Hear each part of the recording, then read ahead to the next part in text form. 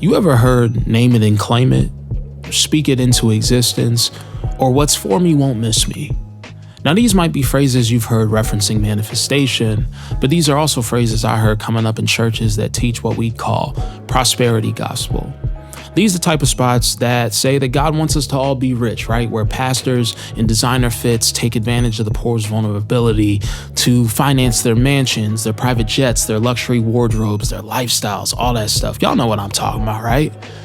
So when I began hearing these same bars of these phrases and these terms and the culture at large, my spidey senses started tingling for real. And I got concerned, straight up.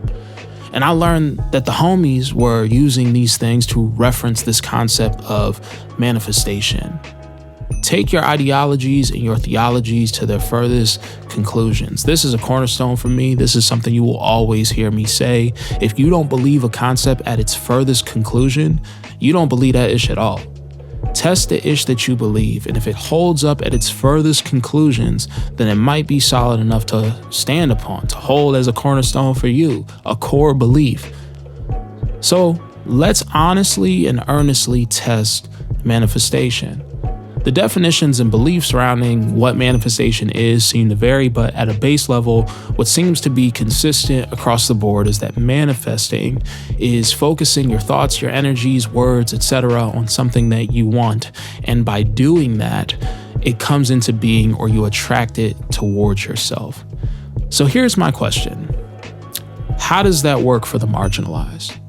At its furthest conclusion, can a kid in Gaza manifest their freedom or their liberation? Could an enslaved black person in the US manifest their freedom in 1790? What does manifestation have to say about systemic oppression? Could I manifest a home for myself in a redlined area in the US in the 1960s? What are the limitations of manifestation?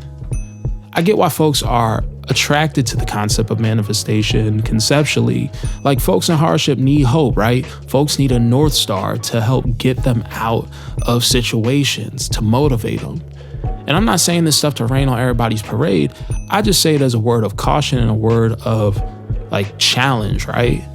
Because it's one thing as an ideology. It's another thing when folks start making money off this stuff, charging for resources, events, retreats, consultations, all these things to teach folks how to manifest or improve their manifestation.